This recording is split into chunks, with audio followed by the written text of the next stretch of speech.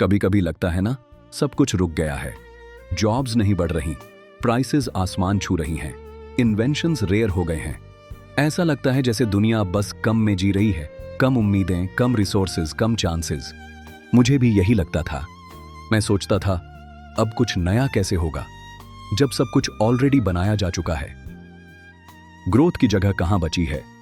फिर एक दिन मैंने पढ़ी Abundance by Ezra Klein and Derek Thompson, और सच कहूं, इस किताब ने मेरा पूरा नजरिया बदल दिया। इसने सिखाया समस्या रिसोर्सेज की नहीं, इमेजिनेशन की है। हम स्कैरसिटी के डर से डिसीजंस लेते हैं, जबकि अबंडेंस के माइंडसेट से पॉसिबिलिटीज खुलती हैं। जब सोसाइटी कमी सोचती है, वो रोकती है। जब सोसाइटी बढ़त सोचती है, वो बनाती है। इस किताब ने बताया कि असली इनोवेशन तब होता है जब लोग इनफ नहीं है सोचने के बजाय क्यों ना हम बना लें सोचने लगते हैं। मुझे अब समझ आया, दुनिया के पास आइडियाज की कमी नहीं है, बस साहस चाहिए उन्हें आगे बढ़ाने का। तो अगर तुम्हें भी लगता है कि सब कुछ खत्म हो चुका है, याद रखो, अबैंडेंस शुरू होती है वही जहां कमी की सोच खत्म होती है।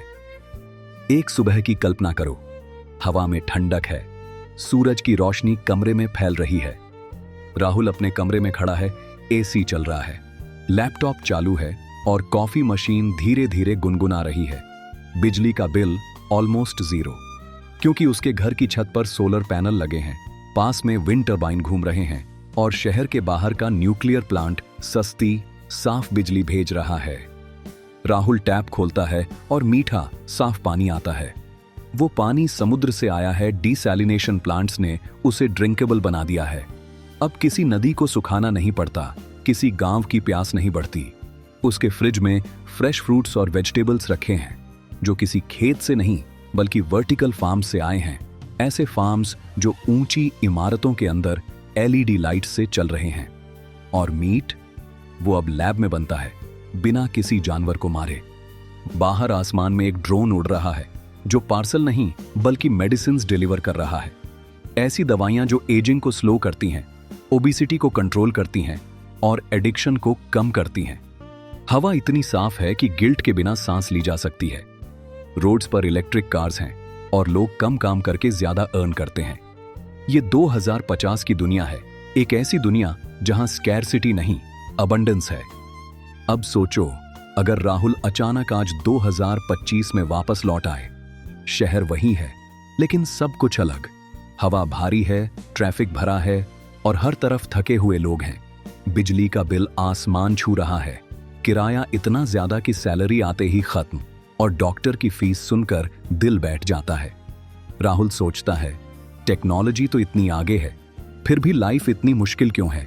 क्या सच में रिसोर्स कम है या हमने खुद कमी की दुनिया बनाई है? लेखक कहते हैं, स्कैरसिटी नेचुरल नहीं है, ये चोजन है। हमने खुद ऐसे रूल्स, सिस्टम्स और डर बनाए हैं जो हर नई चीज को रोकते हैं। हम कहते हैं क्लीन एनर्जी चाहिए, लेकिन जब कोई विंड फार्म या सोलर प्रोजेक्ट बनाना चाहता है, हम प्रोटेस्ट करते हैं, हमारे इलाके में मत लगाओ। हम कहते हैं सबको घर चाहिए, लेकिन जब कोई बिल्डर अफोर्डेबल अपार्टमेंट्स बनाना चाहता है, हम बोलते हैं ट्रैफिक बढ़ जाएगा, पार्किंग नहीं बचेगी। हम कहते हैं बेटर हेल्थ केयर चाहिए, लेकिन वही सिस्टम इतना स्लो बना दिया है कि नई दवाइयां मार्केट तक पहुंचते पहुंचते सालों लग जाते हैं। इज़रा क्लाइन और डेरेक थॉमसन कहते हैं, if scarcity is a choice then abundance can be too. यानी अगर हमने कमी चुनी है तो हम चाहें तो समृद्धि भी चुन सकते हैं। यही इस कहानी का पहला मैसेज है, ग्रो। ग्रोथ का मतलब सिर्फ जीडीपी या पैसा नहीं है। ग्रोथ का मतलब है लोगों को आगे बढ़ने की जगह देना। पहले अमेरिका का सपना था, go west young man, explore करो, क्रिएट करो, बिल्ड करो। लेकिन अब दुनिया ग्रोथ से डरने लगी है। San Francisco, New York, Los Angeles जैसे शहर जो इनोवेशन के सेंटर थे, अब रहने लायक नहीं बचे। हाउसिंग इतनी महंगी है कि मिडिल क्लास लोग बाहर धकेले जा रहे हैं। रिच लोग अपने कंफर्ट जोन में हैं और बाकी कम्यूट करते हुए थक चुके हैं। लेखक कहते हैं, we close the American frontier not with walls but with fear. अब डर ग्रोथ से ज्यादा बड़ा हो गया है। डर चेंज का, डर भीड़ का, डर कंफर्ट खोने का।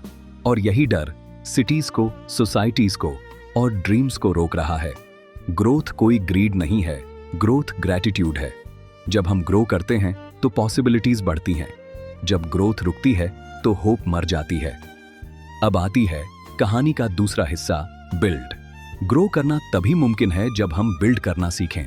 आज की सबसे बड़ी समस्या यही है कि हम डिस्कशन में एक्सपर्ट्स बन चुके हैं, लेकिन एग्जीक्यूशन में एमेचर्स। हर नया प्रोजेक्ट पेपर वर्क में फंस जाता है, हर आइडिया किसी न किसी रूल में अटक जाता है। एनवायरमेंटल लॉज जो कभी जरूरी थे, अब क्लीन एनर्जी को ही रोक रहे हैं। न्यूक्लियर पावर जो सेफ और इफिशिएंट है, वो दशकों से बंद पड़ा है क्योंकि हम डरते हैं। लेखक कहते हैं, we built a society that says no perfectly but forgot how to says yes. हमने सेफ्टी रखी लेकिन स्पीड खो दी, हमने प्रोटेक्शन रखा लेकिन प्रोग्रेस भूल गए। बिल्ड करना मतलब सिर्फ चीजें बनाना नहीं, ये करेज है, कॉन्फिडेंस है, ये कहने का हाँ हम कर सकते हैं। हर जनरेशन को अपने इंस्टीट्यूशंस रीबिल्ड करने पड़ते हैं, क्योंकि जो सिस्टम कभी प्रोटेक्ट करता था वो समय के साथ केज बन जाता है। अगर हमें फ्यूचर चाहिए तो हमें फिर से बिल्डर बनना होगा, वो जो ना नहीं हाँ कहने की हिम्मत रखते हैं। ग्रो और बिल्ड सिर्फ दो शब्द नहीं है, ये माइंडसेट है। जब सोसाइटी ग्रो करना छोड़ देती है तो होप्स मर जाती हैं, जब बिल्ड करना रुक जाता है तो फ्यूचर गायब हो जाता है। रात को राहुल बालकनी में बैठा है, नीचे शहर की लाइट्स चमक रही हैं। वो सोचता है, कमी तो सच में चॉइस थी, और अगर वो चॉइस थी तो उसे बदला जा सकता है। वो मुस्कुराता है और धीरे से कहता है, आई चूज अबंडेंस। क्योंकि कहानी वहीं से बदलती है जहां इंसान पहली बार ना की जगह हां बोलता है। राहुल एक कैफे में बैठा है, उसके सामने कॉफी का कप ठंडा हो चुका है और लैपटॉप की स्क्रीन पर न्यूज फ्लैश कर रही है। गवर्नमेंट ने एक नया क्लीन एनर्जी प्रोजेक्ट कैंसिल कर दिया। रीजन लिखा है, लोकल ऑब्जेक्शंस। राहुल हंस देता है, लेकिन उस हंसी में दर्द है। वो सोचता है, लोकल ऑब्जेक्शन मतलब किसी को शैडो पसंद नहीं आई, किसी को नॉइज। एजरा और डेरेक कहते हैं कि डेमोक्रेसी की सबसे बड़ी ताकत यही है, हर किसी की आवाज सुनी जाती है। लेकिन अब वही सिस्टम हमारी वीकनेस बन चुका है, क्योंकि हर वॉइस नो में बदल गई है। हर प्रपोजल के खिलाफ कोई ना कोई पिटीशन होती है, हर प्रोजेक्ट किसी ना किसी लॉ सूट में फंसा होता है। इंस्टीट्यूशंस इतने स्लो और कॉशियस हो चुके हैं कि प्रोग्रेस खुद पेपर वर्क में मर जाती है। लेखक लिखते हैं, we didn't design our government for speed but we forgot that sometimes speed is survival. यानी हमने सिस्टम स्टेबिलिटी के लिए बनाया था, लेकिन स्टेबिलिटी और स्टैग्नेशन के बीच की लाइन मिट गई।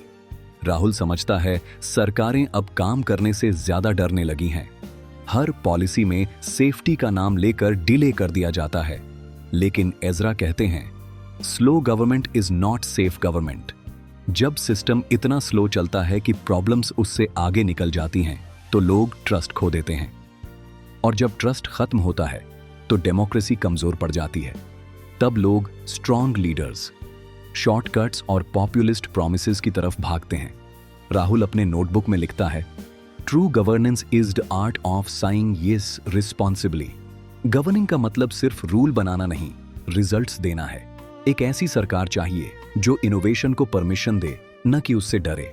गवर्नेंस को नो मशीन से लेट्स बिल्ड सिस्टम बनाना होगा। अगले दिन राहुल एक साइंस एग्जीबिशन में जाता है। वहां छोटे छोटे बच्चे और यंग स्टूडेंट्स अपनी इन्वेंशंस दिखा रहे हैं। कोई सोलर पावर्ड कार बना रहा है, कोई रोबोट जो ब्लाइंड लोगों को रास्ता दिखा सकता है, कोई क्लीन वाटर फिल्टर जो प्लास्टिक से बना है। राहुल हर टेबल पर रुकता है, हैरान होता है, और हर बार उसके चेहरे पर एक ही सवाल उभरता है, इतने आइडियाज हैं तो फिर दुनिया अब भी इतनी परेशान क्यों है? एजरा और डेरेक कहते हैं, the world doesn't lack ideas, it lacks permission. हमारे पास इमेजिनेशन है, लेकिन उसे उड़ने की जगह नहीं। हर साइंटिस्ट के पास ड्रीम है, हर स्टार्टअप फाउंडर के पास विजन है, लेकिन सिस्टम उन्हें आगे बढ़ने से पहले रोक देता है। हर नई मेडिसिन किसी अप्रूवल के इंतजार में रुक जाती है। हर इन्वेंशन रूल्स और रिस्क के बीच अटक जाती है। कभी कभी डर जरूरी होता है, लेकिन अगर डर ही हर दरवाजे पर पहरा देने लगे तो कोई नया दरवाजा खुल ही नहीं पाएगा। एजरा कहते हैं, innovation is not the enemy of safety, it is the architect of a better safety. मतलब इनोवेशन हमें रिस्क में नहीं डालता, बल्कि रिस्क को कम करने के नए रास्ते बनाता है। राहुल देखता है 20वीं सदी के हीरोज बिल्डर्स थे जिन्होंने ब्रिजेस, डैम्स और हाईवेज बनाए, लेकिन 21वीं सदी के हीरोज इन्वेंटर्स होंगे जो एआई, बायोटेक, एनर्जी और स्पेस में नए सॉल्यूशंस खोजेंगे। वो सोचता है कि इन्वेंशन सिर्फ मशीन्स या गैजेट्स नहीं, ये माइंडसेट है, एक ऐसी सोच जो पूछती है क्या इससे बेहतर वर्जन पॉसिबल है। एग्जीबिशन में एक पोस्टर लगा है, fail fast, learn faster, build forever. Rahul उसे ध्यान से पढ़ता है और मुस्कुरा देता है। इनोवेशन वही है जो गिरकर भी आगे बढ़ना जानता है। वो सोचता है शायद यही फ्यूचर की असली ताकत है, इमेजिनेशन और करेज का मिक्स। अब राहुल के पास एक क्लैरिटी है, सोचना काफी नहीं, अब करना होगा। वो अपने लैपटॉप पर आर्टिकल्स पढ़ता है। एक में लिखा है साइंटिस्ट्स ने 100 साल चलने वाली बैटरी बना ली है, लेकिन अप्रूवल पेंडिंग है। दूसरा कहता है a biotech startup cured ageing cells yet trials delayed. तीसरे में हेडलाइन है AI transportation ready but laws outdated. Rahul मुस्कुराता है, प्रॉब्लम आइडियाज की नहीं, डिप्लॉयमेंट की है। एजरा कहते हैं invention is imagination, deployment is courage. Invent करना ड्रीम है, पर डिप्लॉय करना हिम्मत है। हिम्मत लोगों के डर से टकराने की, पुरानी सिस्टम्स को बदलने की और ये कहने की कि अब हम तैयार हैं। राहुल जानता है डिप्लॉयमेंट का मतलब सिर्फ टेक्नोलॉजी लॉन्च करना नहीं होता, इसका मतलब है इनोवेशन को लोगों की जिंदगी में लाना। जब आप सोलर प्लांट बनाते हो, वो सिर्फ पावर नहीं देता, वो किसी किसान के घर में रोशनी लाता है। जब आप एआई हेल्थ केयर डिप्लॉय करते हो, वो सिर्फ डेटा प्रोसेस नहीं करता, वो किसी बीमार बच्चे की जिंदगी बचाता है। जब आप हाउसिंग बनाते हो, वो सिर्फ कंक्रीट नहीं, किसी परिवार की डिग्निटी बनाता है। एजरा और डेरेक लिखते हैं abundance is not built in labs, it's built when labs meet life. यानी अबंडेंस तब बनती है जब साइंस और सोसाइटी एक साथ चलते हैं। कुछ सालों बाद राहुल उसी शहर में लौटता है। अब वो शहर पहचान में नहीं आता। हवा साफ है, हर छत पर सोलर पैनल हैं, ट्रांसपोर्ट इलेक्ट्रिक है और हर गली में ग्रीनरी है। हेल्थ केयर एक्सेसिबल है, एजुकेशन अफोर्डेबल है और लोग अब कम काम करके ज्यादा पर्पसफुल लाइफ जी रहे हैं। एआई और ऑटोमेशन ने इंसानों को रिप्लेस नहीं किया, बल्कि उन्हें बोरिंग कामों से मुक्त कर दिया। अब शहर मैकेनिकल नहीं, ऑर्गेनिक लग रहा है, एक लिविंग इकोसिस्टम जो खुद इवॉल्व कर रहा है। राहुल बालकनी में खड़ा होकर उस स्काईलाइन को देखता है और सोचता है ये कोई जादू नहीं था, ये तब हुआ जब लोगों ने सिर्फ सोचने की बजाय डिप्लॉय करने की हिम्मत की। वो डायरी खोलता है और लिखता है अबंडेंस का मतलब लग्जरी नहीं, डिग्निटी है। हर इंसान के पास वो चीजें होनी चाहिए जो एक अच्छा जीवन जीने के लिए जरूरी हैं। साफ हवा, सस्ता घर, भरोसेमंद इलाज और अपनी ड्रीम पूरी करने की आजादी। वो पेन नीचे रखता है, गहरी सांस लेता है और धीरे से कहता है फ्यूचर खुद नहीं बनेगा, हमें उसे डिप्लॉय करना होगा। फिर मुस्कुराकर विस्पर करता है आई चूज अबंडेंस। रात का वक्त है। राहुल बालकनी में बैठा आसमान देख रहा है। वही शहर, वही आसमान, लेकिन अब हवा साफ है और सड़कों पर शांति है। उसके हाथ में पुरानी डायरी है जिसमें कभी उसने लिखा था क्यों नहीं बनता, क्यों रुकता है, क्यों डरते हैं। वो अब मुस्कुराता है क्योंकि उसे जवाब मिल चुका है। कमी कभी सच में थी ही नहीं, हमने बस हिम्मत खो दी थी। लेखक कहते हैं abundance is not about endless resources, it's about endless imagination. Rahul समझ चुका है कि अबंडेंस कोई डेस्टिनेशन नहीं, बल्कि एक माइंडसेट है। हर बार थोड़ा और बनाने, थोड़ा और सुधारने और थोड़ा और विश्वास करने की हिम्मत। वो अपनी डायरी में आखिरी लाइन लिखता है अबंडेंस का मतलब लग्जरी नहीं, पॉसिबिलिटी है।